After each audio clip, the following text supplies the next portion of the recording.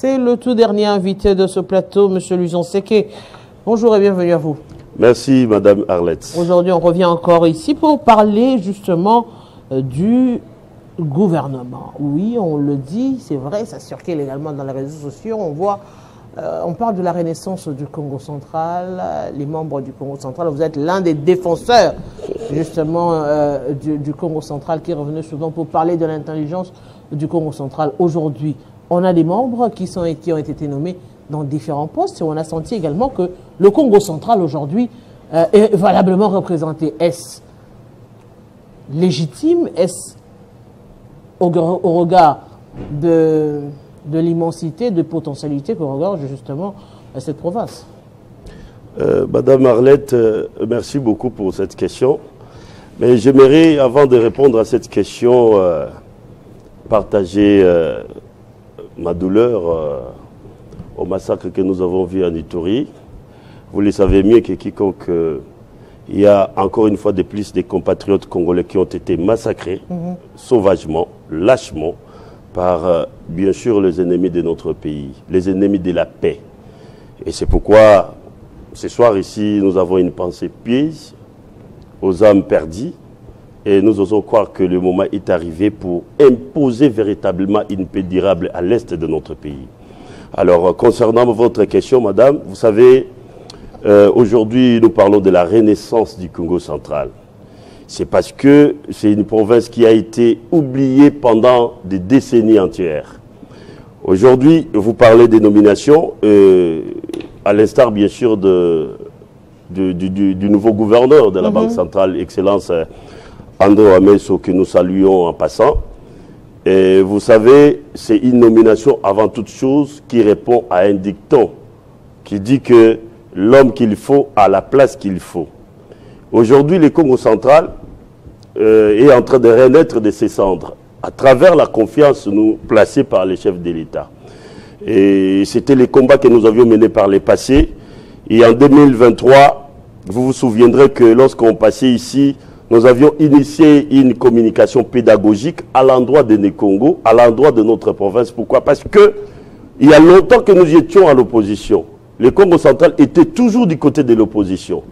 Alors, à l'avènement de Félix Tshisekedi Tshilombo, on s'était dit que le moment est arrivé que le Congo central ou le Né-Congo soit en juxtaposition, non en opposition. Que nous soyons en combinaison, non à confrontation. Et c'est ici aussi que nous rendons des vibrants hommages au nouveau gouverneur de la Banque centrale du Congo, Excellence André Ameso, qui avait fait œuvre utile en rassemblant les Né-Congo cette fois-là, en adressant un message fort, celui de l'unité et de la cohésion provinciale. Et cette fois-là, nous sommes allés aux élections avec un commun accord, avec un langage commun. Et les résultats, après les élections bien sûr de 2023, nous avions accordé 95% des suffrages au président de la République. C'est inédit depuis 2006. Et donc vous allez remarquer que les 41 députés provinciaux que nous avons, les 24 députés nationaux que nous avons, les 4 sénateurs que nous avons, tous sont de l'union sacrée. C'est-à-dire, nous avions signé un mariage, nous avions conclu un mariage avec le président de la République. Un mariage scellé pour les meilleurs et pour les pires. Et aujourd'hui, nous avons les retombées. Et donc, la nomination de l'excellence André Ameso n'est pas une surprise pour nous. Et donc, c'est dans la logique du président de la République qui nous avait promis la renaissance de la province du Congo central. Et nous en sommes là. Est-ce que le Congo central elle-même n'est pas en guerre envers elle-même aujourd'hui? Parce que c'est vrai, ce leadership, vous l'évoquiez, l'actuel gouverneur de la Banque centrale est aussi contesté. En même temps, ce leadership-là, dans le Congo central, des voix également qui se lèvent aujourd'hui pour évoquer cette contestation. Se dit finalement, est-ce que cette union, elle est des façades?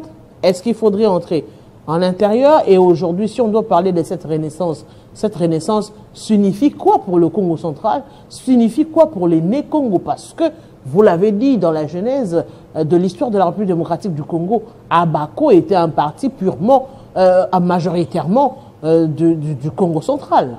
Ben, il y a un moment donné, le pouvoir de Kinshasa, je parle des régimes passés bien sûr, avait une volonté manifeste à diviser les Congos centrales, à diviser les Congo.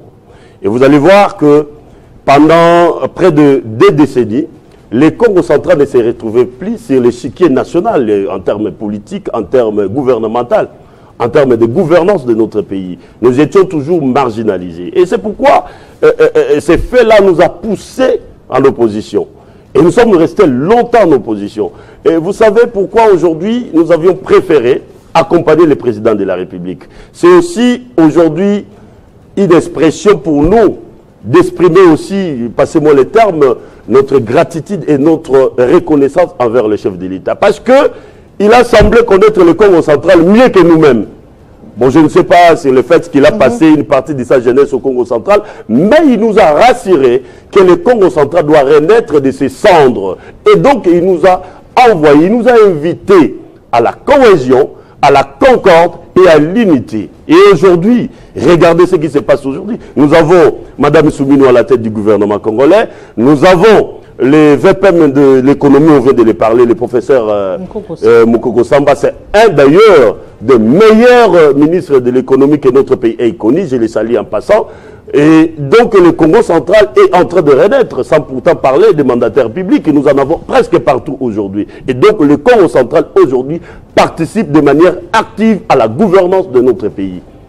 Un message aujourd'hui justement à tous ces Congos comme vous qui militent justement pour une bonne représentativité, mais également pour une véritable renaissance de cette province. Je dirais que je vais vous raconter une anecdote. C'était en 2015, lors du passage de Didier Reynders. À l'époque, il était vice-premier ministre, ministre des Affaires étrangères belge. Il est arrivé ici au Congo, il est allé visiter la province du Congo central, il est allé jusqu'à Inga, un peu partout.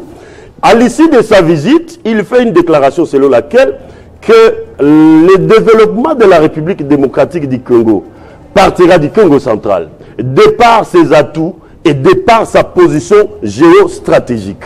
Ça veut dire quoi?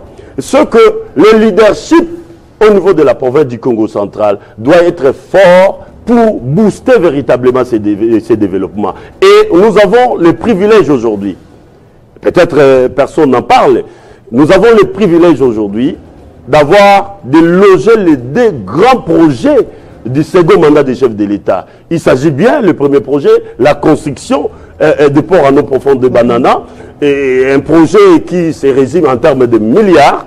Ça, c'est de 1. Et de 2, nous avons la construction du Inga 3, de Grand Inga, nous parlons de Grand Inga. C'est aussi des milliards qui seront logés au niveau de la province du Congo central. Certes, ce sont des projets panafricains, mais le Congo central bénéficie de ce qu'on appelle l'avantage de proximité dans la mesure où les projets sont logés au niveau de notre province. Et donc, pour nous, c'est une occasion d'exprimer notre gratitude à l'endroit du chef de l'État, parce qu'il fallait attendre un certain Félix Tshisekedi à la tête de notre pays pour revivre la renaissance de notre pays et pour faire jouer la province du Congo central le rôle qui était le sien depuis bien longtemps, madame.